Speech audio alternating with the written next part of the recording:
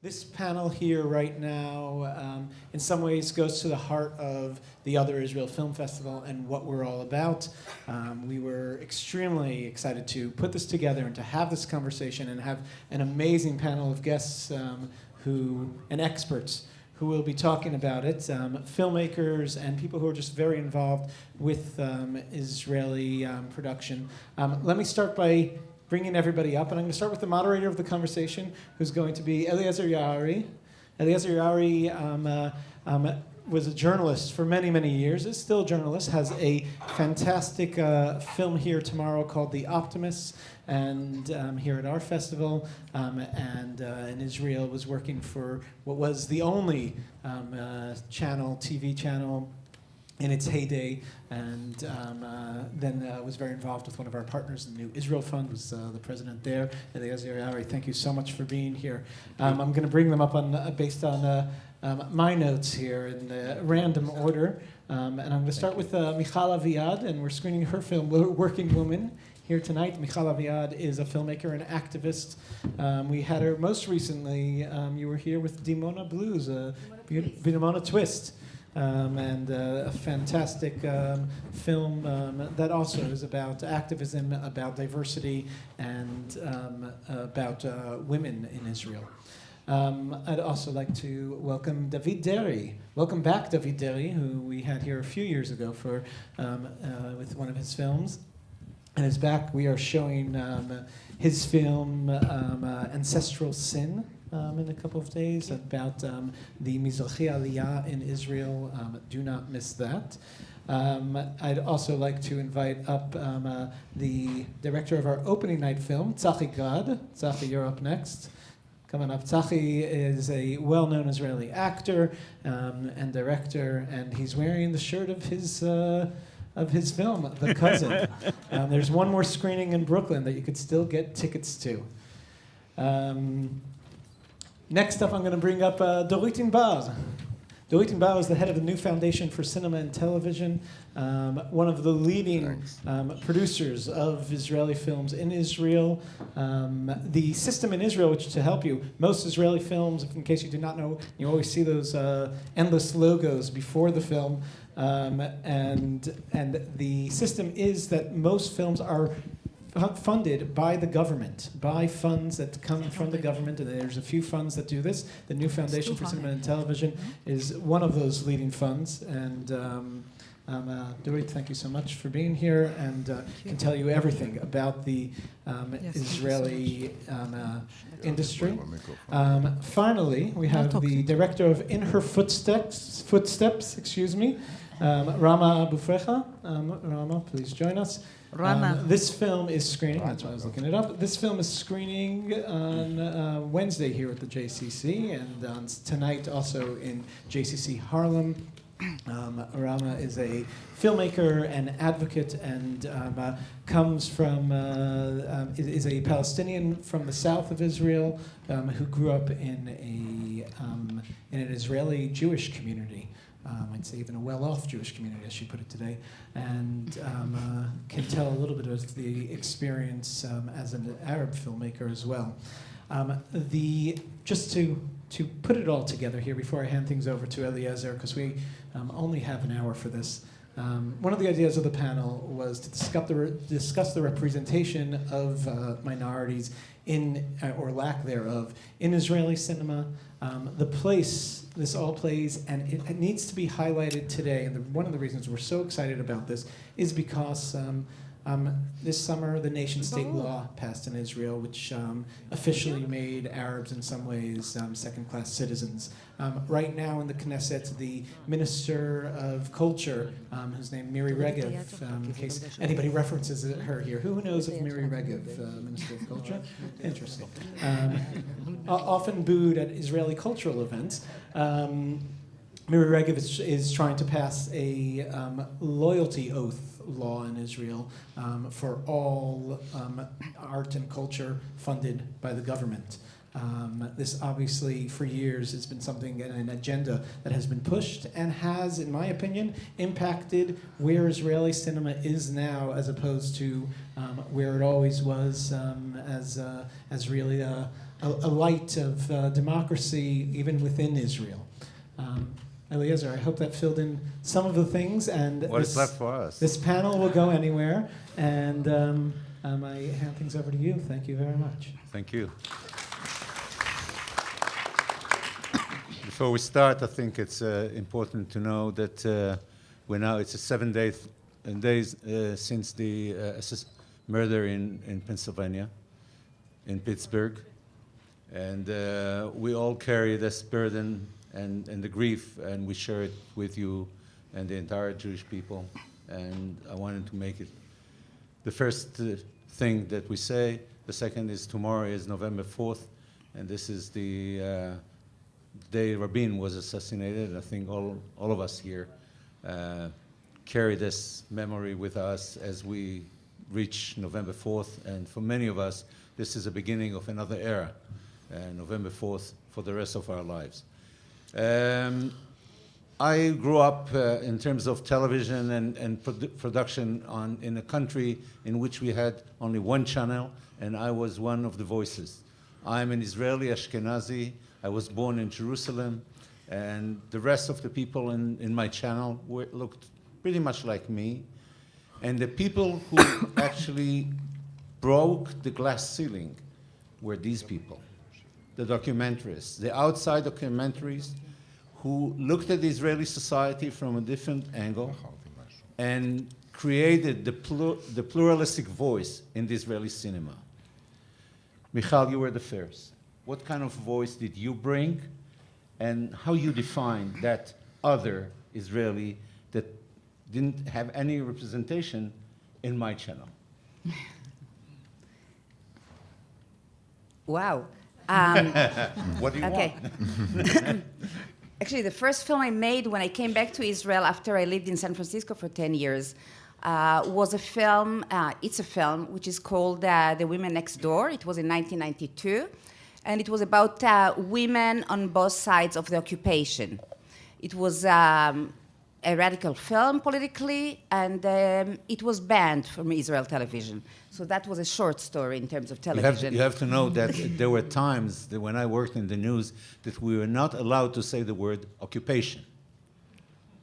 So, but it was aired in this country, you know, coast to coast at PBS. And who is the other in your work? In my work, the other. Wow. Okay. So first of all, I mean, listen, I'll try to be short. All my films are from a woman's point of view. Women in cinema are very few. Very few women in the United States and in Israel behind the camera, and therefore much fewer important roles for women actresses. Most of the films that are made in Israel are still made from a male point of view, Jewish male, Ashkenazi Jewish male usually. So that's one other. The other is that in all my career I was doing films that had to do with the relationship between Israelis and Palestinians. Could you describe one person that you actually can represent your work in terms of she's the other? My God. The women. Yes, but just a little story. I wanted the story. I don't know. I mean, I don't understand. I don't know how to answer such a question. I really don't, because it's the idea of the other can never basically point at one person. And I have different protagonists in each one of my films. I made 10 films so far, and all of them are political I'm saying this films. Because your work is so important. It was such a pioneer work that you could actually pick one or two of those people that didn't have voice, that you gave them Okay, voice. fine. I'll give you. What I'll do is the easiest thing. The protagonist in my film that some of you will see tonight is a woman, lower middle class. She's looking. She's ambitious. She wants to advance in her career. It's a fiction film. And she is unable to because her boss wants other things from her. So this is one of my others. And she represents all chambermaids, all nurses, all secretaries, all millions and millions and millions of women all around the world who are sexually harassed at work, including the 200 famous rich TV and film women who came out with Me Too this year. Okay, so I... David, who is the other for you? And I mean, you have to know that last year's miniseries that David created a huge wave in Israeli society, and actually people started to look back at the times of the absorption of people who came from the Arab countries into Israel, and David was actually leading this discussion. So who is the other? And all right. So being, I feel that, all I'm interested to do in my work at the last 20 years, 20 years already, with so many different kinds of being other in our society, and there are so much of them. First of all, if to take it to my personal life, family, myself, I'm just finding more and more how related I am to so many minorities and identities, and it's like I'm dealing with it with few already of my films. I've done, first of all, talking about myself is I've done a film that is called Say Amen, and it was a very, I believe, it dealt with me being gay in ultra-Orthodox, I could say, family in the periphery, in a little town from Yerucham. I'm coming from this town. I was born there and grew up there. And my parents, a religious family that immigrated from Morocco. It's not actually the place to come and step out and say, yeah, I'm gay, I want to live my life. And but eventually this is what I did, and it was documenting my family, the reactions in my family, the dynamics in my family, and my behavior in my family for 5 years. And it was an intimate film about my decision and about putting it out. And I felt that it influenced so many people that was stuck not only in the closet of being gay, but so many others closets as a symbol. Afterwards, I was I did other films that dealt with the place that I'm coming from, and the last one you were talking about is the Ancestral Scene, and it's telling the story of how these places were established. And we all in those little towns grew up on specific history chapters in the textbooks. But when I began working on this film, I just realized that most of it was or untrue or something that we were never taught. And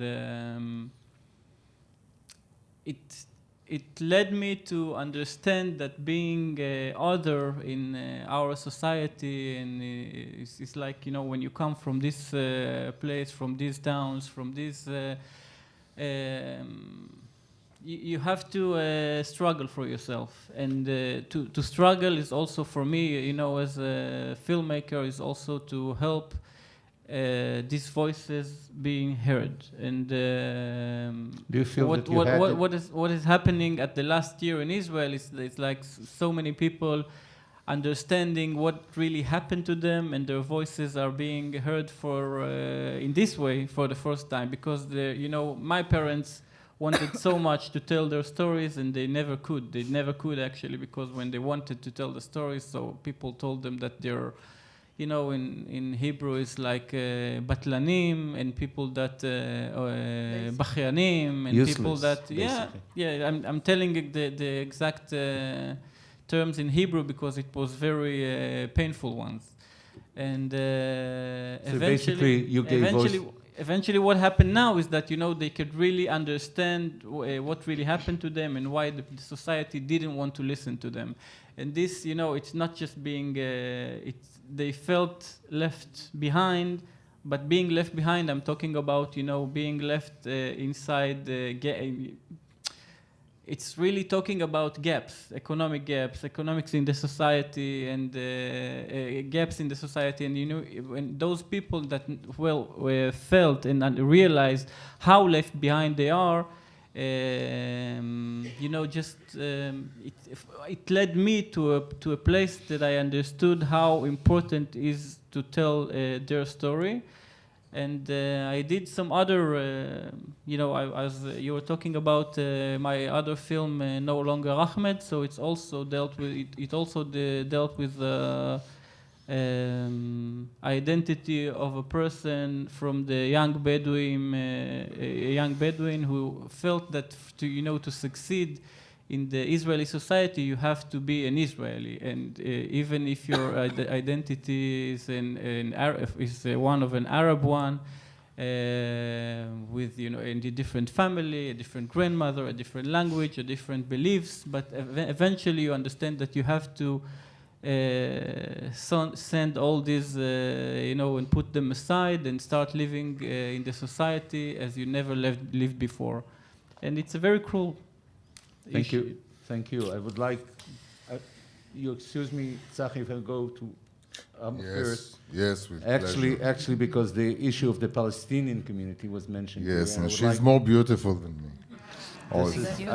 I'm not sure that this is the kind of remark that is accepted, but speaking of equality, Rama, it's about the Palestinian community, and obviously it has been looked at the other all along the years. I am the other. And you're not working, you're not representing the community, but you're part of the community. Could you actually elaborate to the entire issue of the Palestinian as the other, and mostly about the fact that there are more and more Palestinian, I would say, writers and producers and directors that are starting to actually be to say it and to show it, rather than to give the fact that they were represented by others all along. Yeah, by Jews, let's say it. Jews, males. Male Jews, that's right. Yeah. I will talk, I guess, from a very personal experience. When I was a child, we were only two families, Bedouin families in the entire town, which was a Jewish place, very elitistic, very educated, and a high society. So for me, for example, to search for representation of the Arab character in television and in cinema, first of all, I didn't find any.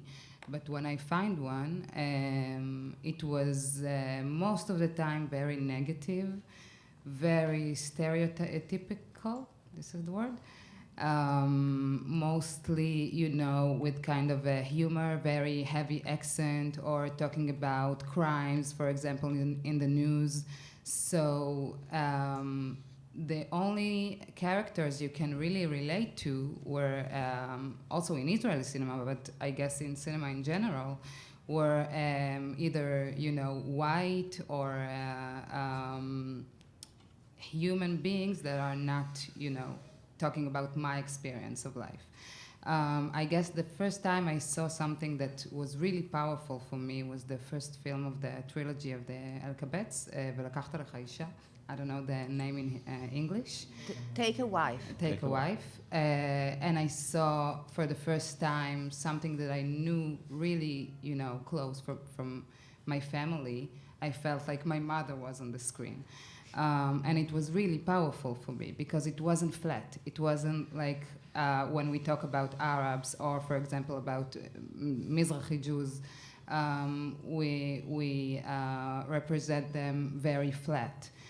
I think when you took away from the Arab character or from the other character the common ground of human feelings that we all use as human beings, when you take them out, then you make the character an other, because we as an audience, we don't feel the same compassion to it because it doesn't speak to us, we don't feel like the character used the same feelings and relations between people as we when we watch this kind of flat characters. So for me, it was really important when I understood I'm going to make a film. I didn't know it at the beginning. It was really important for me to do it as much as exposed as I can make, putting my family on the screen, and to really focus on the family, on the issues of the illness of my mother, not about the politics, which is there, because to be an Arab inside Israel, you have to live politics in a way.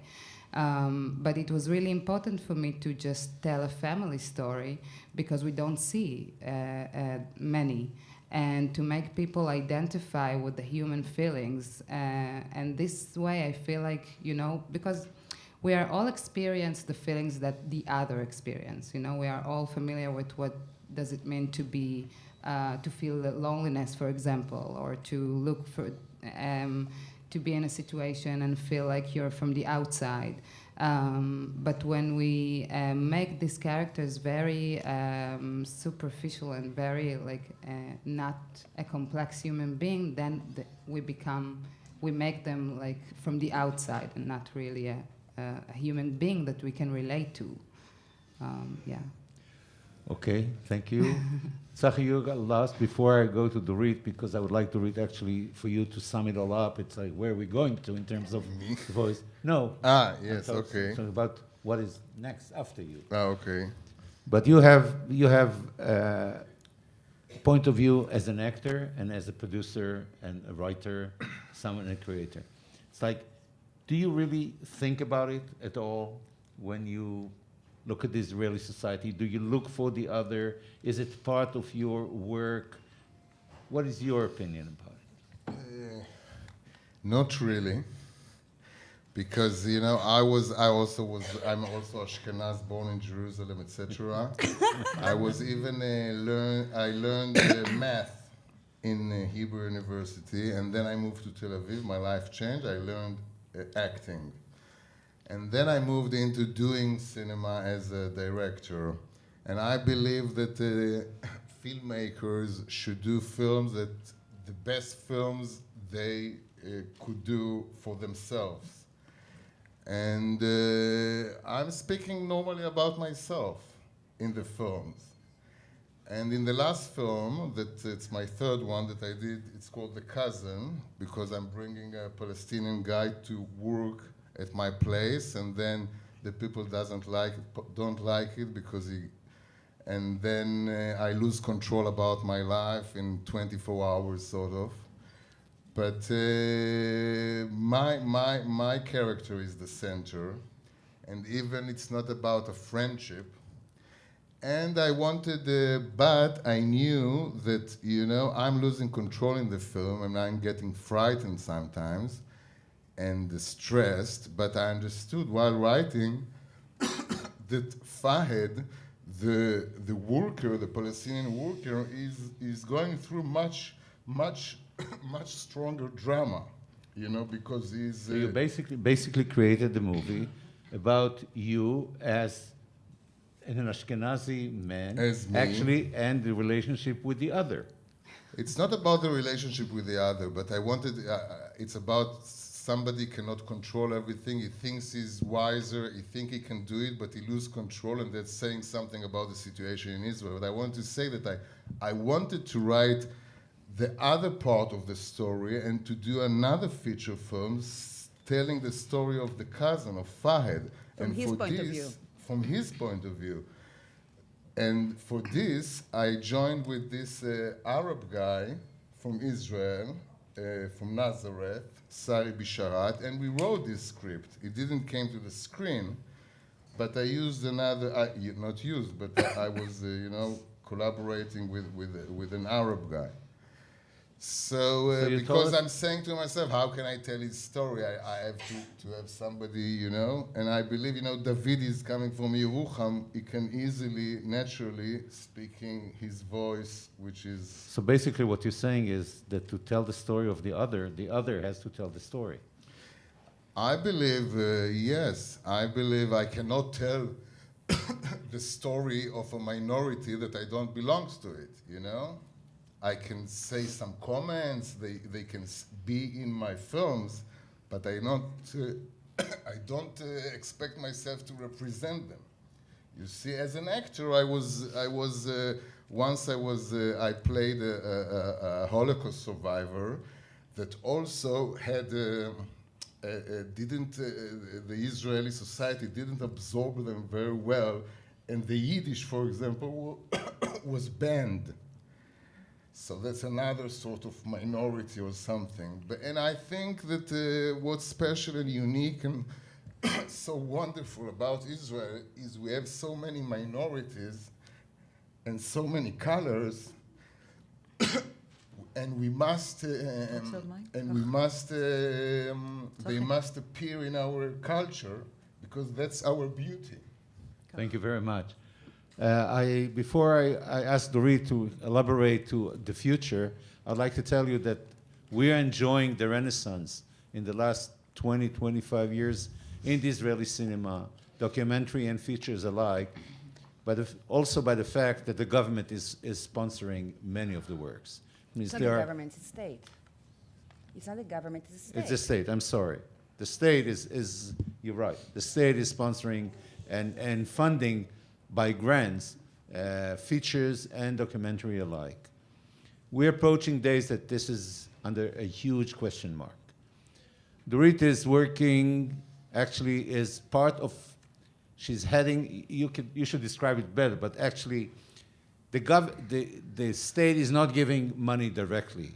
The state built a system of foundation for documentaries and fiction, with a system to find the right movies that they support, with certain budget. Everything that we knew until today is going to change, unfortunately. Dorit, I would like you to elaborate, first of all, to what you're doing in how to support the voice of the other, and how do you see the future? Okay. Well, the future may be good, but the now and here is the problematic. So before we go to the future, I'll say some words about what is happening now. And I think that when we talk about the other, it's not so much about who is the other, but how we treat the other. And I don't know if you know, but the previous Minister of Education led a campaign with the slogan, "The other is me." And the current Minister of Education, Bennett, the first thing he did when he came into his position was to claim the other is not me. It was the first thing he found, he found so important to say. And if we talk about Pittsburgh and the devastating event that happened there, I don't know how many of you know what did the chief rabbi of Israel comment on that. And for those who don't know, he refused to call this place a synagogue. He called it something like this place with profound Jewish flavor or something like that. So it all brings us to the question, who is the other? but no less important, how we treat the other. And if we make, and this is exactly what is happening now, delegitimacy to the other. And we don't accept the other as an equal person with feelings, with history, with rights, then the next thing is violence. This is also violence, but real violence. And so the fund I'm heading is called the New Fund for Cinema and Television. Rather a silly name because it exists for 25 years now. So it's one of the oldest film funds in Israel. And what we do is support filmmakers, but not only that. We do believe that films are the major tool to educate and to teach about the other. And I do agree that the best way to learn about the other is the other telling about himself or herself. And this leads us, the NFCT, in our work and in us trying to find filmmakers from marginalized groups, from groups who are not easily get the stage and the microphone. And I think it's not a coincidence that two female filmmakers here on the stage were both supported by our film. And I can tell you that Rana Abu Fraiha, with her film In Her Footsteps, when she received the second award at the International Film Festival of Jerusalem, and really by accident, I was the one to give her to hand her the award. I said to the audience, this is a history. This is a sheer history that you are all sharing, because it's the first time, to my knowledge, that a filmmaker, a Bedouin filmmaker, let all a woman participate in an official competition and let all winning an award. And this is something that instead of becoming easier, becomes harder. And what we do in our foundation, which is financed 2/3 of it by the government, by the state of Israel according to a law, and with the government and a Minister of Culture, which tries out loud and very clearly to shut us down. And this is what she says. She just says that out loud, that if she had enough time, she would have shut us down, and she does whatever she can to do that, including cutting our budget severely, and including enacting or amending current laws like the cinema law, which cuts our budgets and our room for decision and our independence. And at least she tries, and also enacting rules like loyalty in culture.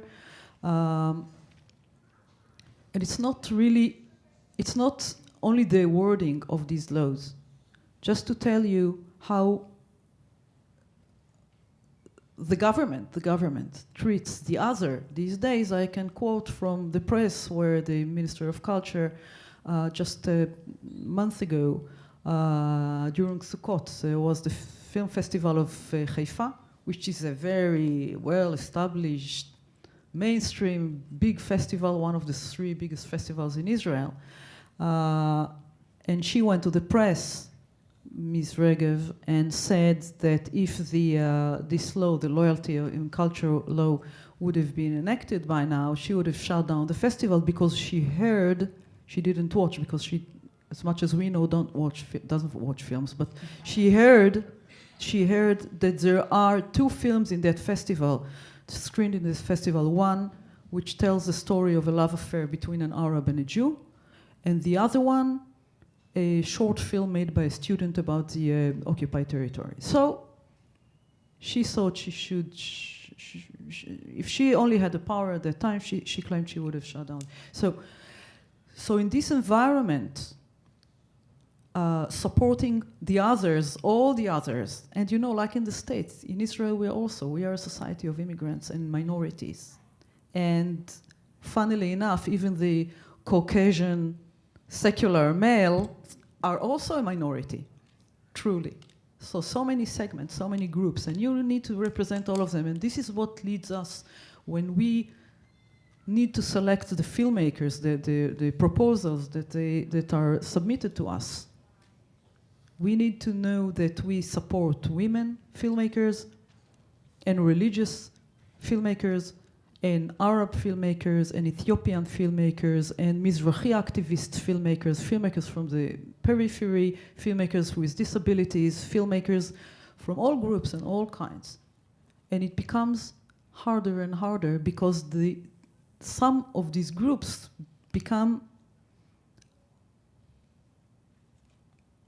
transparent. They become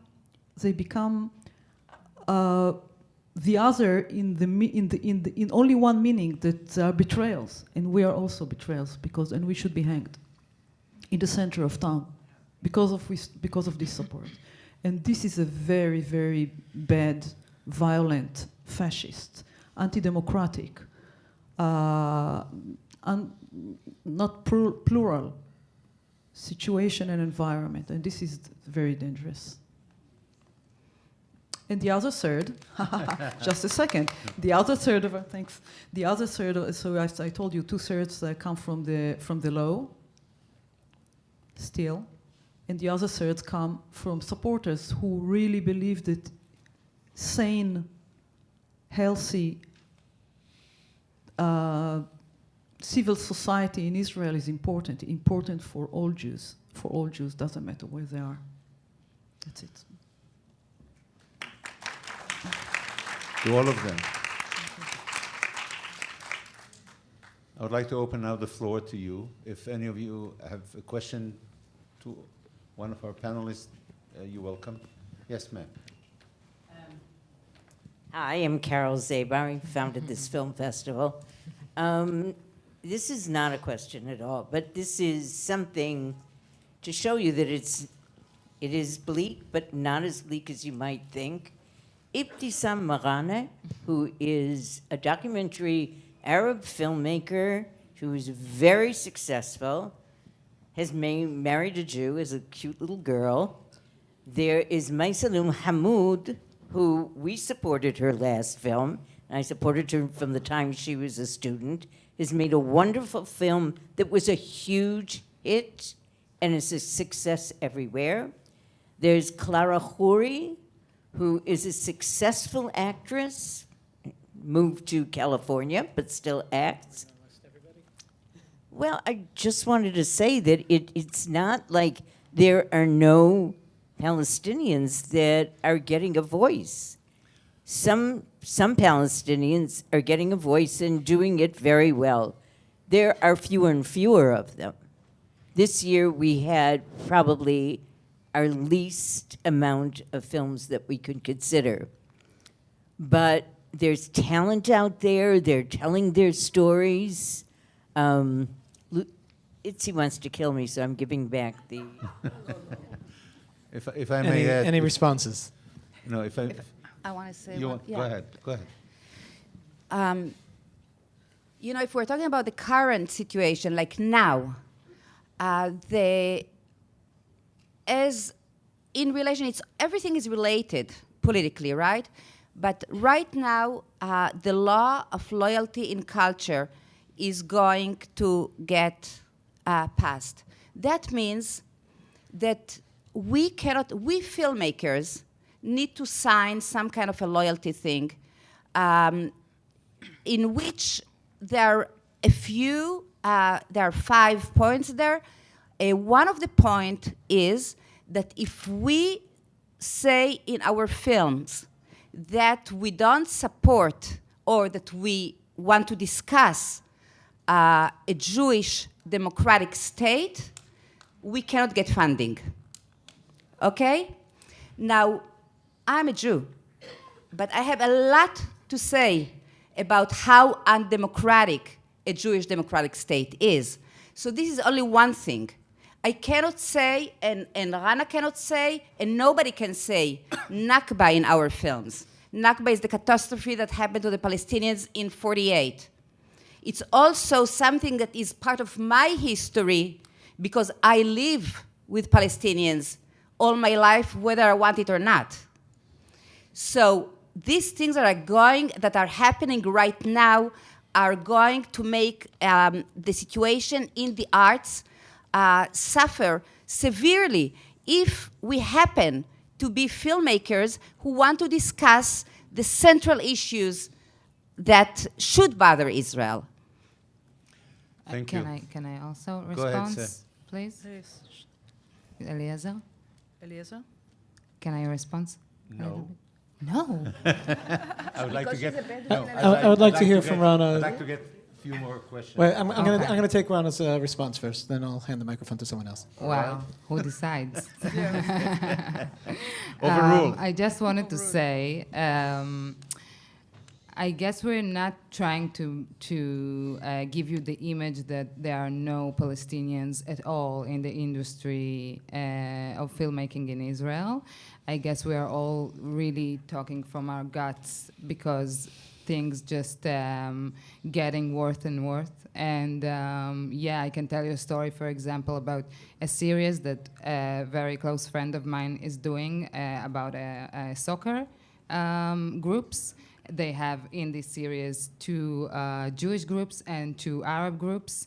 And from the channel, they have an order to not make a whole episode with only Arabs because people won't see it or they don't want to give it to the audience. So I guess we are all really afraid of what will be the next step, like how we're going to deal with all this forbidding stuff that just falling on us. And for me, I want to say that I'm really proud of being part of this panel and to hear your pain and to hear the criticism that you as Jews have on the government or the decision that are falling on us. Because more and more I feel like it's really hard to find something, for example, Arab filmmakers, especially women, to identify with.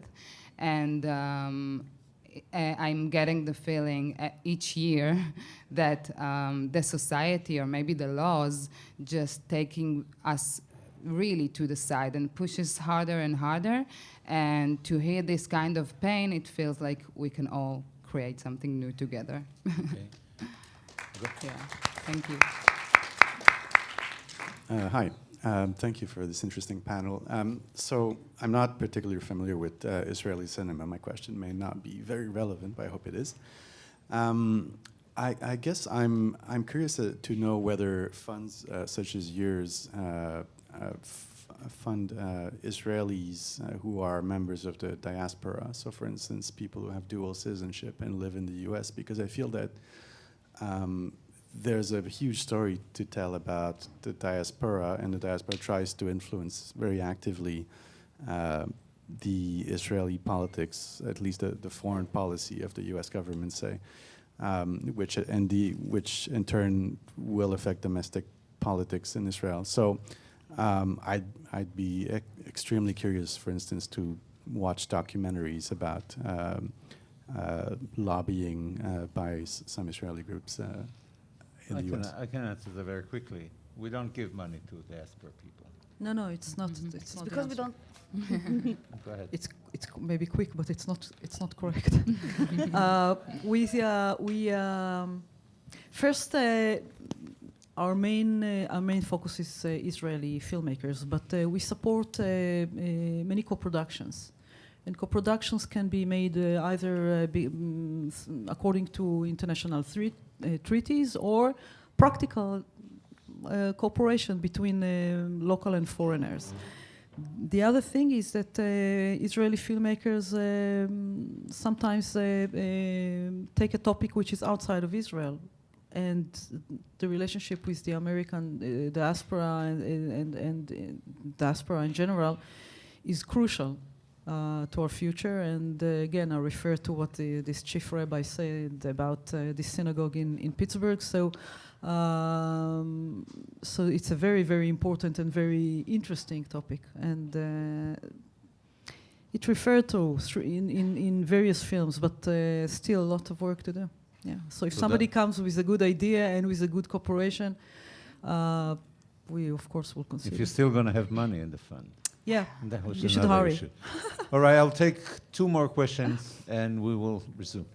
Are the films we see here and the films that are being discussed, are they seen widely in Israel, in theaters, and on television, and in the region, for example, in the West Bank and in Gaza? Especially Well, in two Gaza. different places. David? Well, I can talk about, as I know about any other films, but I will talk about my film especially. It was shown in tens of thousands, watched it in cinemas.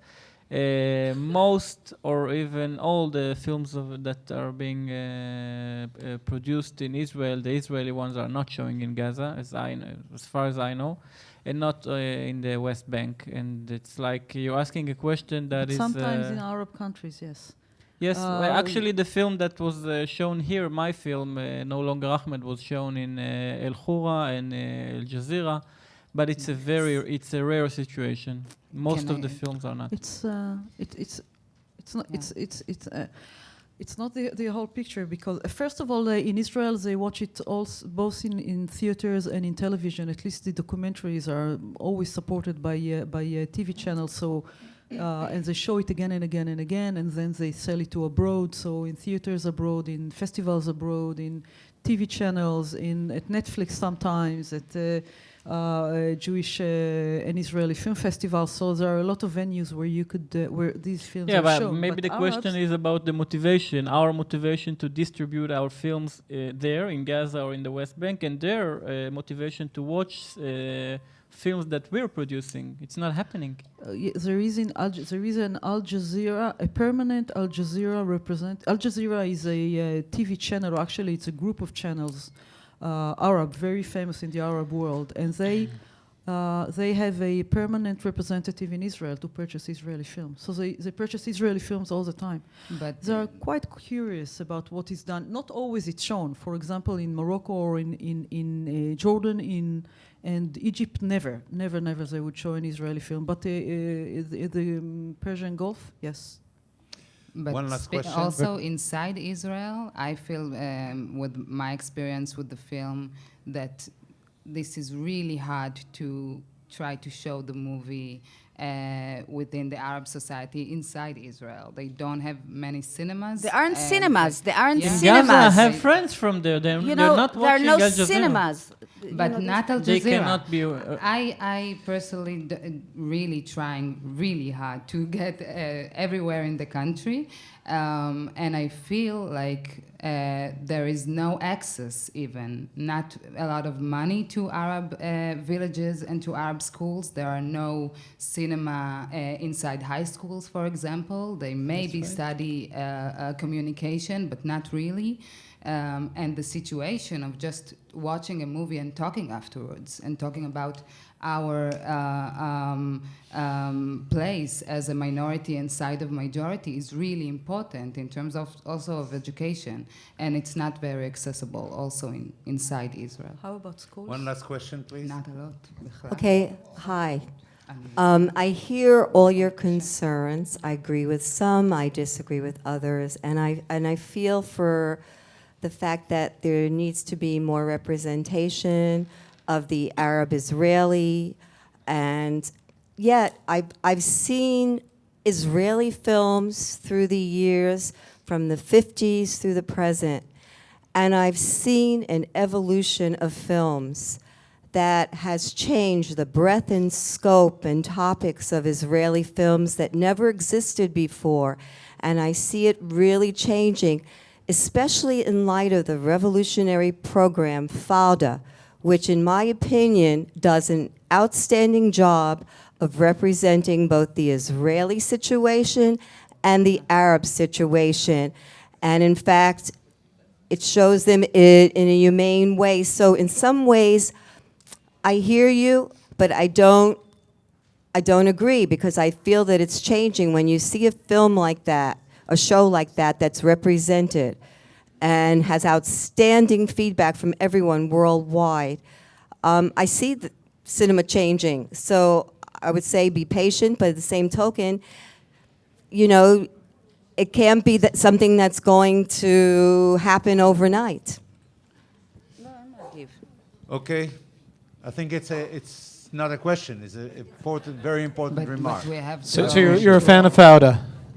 Anybody else here a fan of Fauda? Is there somebody who wants to I respond? do. Please. אתם לא רוצים לדבר על זה? No, come on. I guess there is a change, but and yeah, it happened slowly. I won't give Fauda as an example, a good example of showing the other. I think for me it was really, I watched it with like ambivalent feelings because I'm very happy that Arab characters and actors just getting work. But you can you watch the series and you definitely know who's the good side and who's the bad side, and the fact that a mother of a terrorist can cry doesn't mean that it's totally humanizing the character. I feel like there's many work to do in order to really humanize these characters. But yeah, it is evolving. But I guess we're talking about the fear of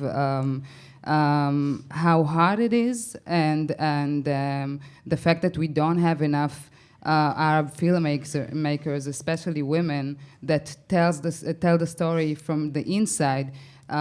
It's really affecting also the Arab society inside Israel. They don't used to the situation of watching a movie that they can relate and feel like they are worthy to just tell their own stories. So I guess there are still a lot of work to do. Yeah. I wanted to do a small remark regarding what she's saying, because there is a big change in the Israeli cinema in general. Like, we are doing many more films. There was. And we're much more successful in the world. So everything was developing. So maybe what you're saying is part of this, not part of the... And I wanted to say something which is very important because it's concerned the government, because it's like corruption. What they are doing at the top there is making us frightening, you know, making us afraid. And we must keep, you know, we must encourage ourselves and keep the head up and say whatever we want, because that's what they are doing. Mm-hmm. In fact, when you think about it, loyalty and culture has nothing to do. There is two different, completely different things. There's culture, it's an expression of individuals, and you'll never find a very good book or a very good film that comes from a party, a left, a wing. It just doesn't exist, you know. Culture is culture. And what she's doing, she's speaking to her people. She's the minister. They are speaking to their people to be elected again. They don't care about the culture. They're just working as politicians. So we should, in a way, ignore them and keep doing our things, and things will be organized. The most important, frightening thing that everybody will be afraid, and Dorit will be afraid to do things, and me, and maybe I'll think about other scripts because the government... No, we must act. You know, naturally we go forward, and the cinema is very good. And you know, to do cinema, you don't have to sweat a lot, so the Jewish are good in it. And we have the imagination, and we have... and just all one the more... Israelis, and we have to do our things. I think what is important to say about all this, maybe for you, what I'm not sure how familiar you with the situation now in Israel, is like there's a struggle nowadays in defining what is other. Okay, it's like we're talking a lot about the other. What is the other? It's like the new power in the governments. They want to say enough with showing us the other, meaning the Arabs and the ones that you were always telling their stories. And now let's begin with telling the others. It means like maybe settlements and others. And I believe our role is to actually reveal the motivation that is behind this new definition, this motivation to define it all from the beginning. And the motivation is like it's a politic one. It's keep a the hierarchy. yeah, Keep it, and this as it is something that we should all keep in mind and do nowadays. I would like to sum it all up. It's very clear that we're now in a very important and fragile time, an intersection of cultures. What you heard is what the creators of Israeli cinema think about it, and the concern about the future, which is already here. And I want to thank you for your patience and for your support, and thank you very much. I want to thank the panel too, and I want to thank Eliezer for leading this panel. I want to actually sum up also with two things. One thing, what you can do. For those of you who support Israeli cinema, either by seeing it or going to it, choose your films and help support Israeli film further. And the new Foundation for Cinema and Television is a great way to support Israeli film. You like that, Dorit? That was okay? There's other ways, of course, also to support an American. Believe it or not, even tonight's film that we're seeing, Working Woman, has the support of Americans who helped make this film. So please be a part of this movement to create change. I believe actually an independent movement doesn't have to listen to the government. Furthermore, I also want to follow up with echo Tzahi's words, who said, it's talking about this fear, and that's a big part, and I'm saying to the filmmakers, yes, don't be afraid. And we have seen that many filmmakers don't want to touch certain topics these days, and other filmmakers want to touch certain topics because they might be seem a little bit more popular with these government officials. And I hope through Other Israel we can support filmmakers to continue to bring fabulous films of all kinds, at least here to the American public and hopefully in Israel as well. So thank you all very much. And thank you for being a part. Next up at 5 p.m. we have short films, our second group of short films that are fantastic downstairs. Tomorrow we have a full day of films, but also another panel on the topic of the nation-state law. So please join us for those as well. We're here all week. Help spread the word. Thank you very much.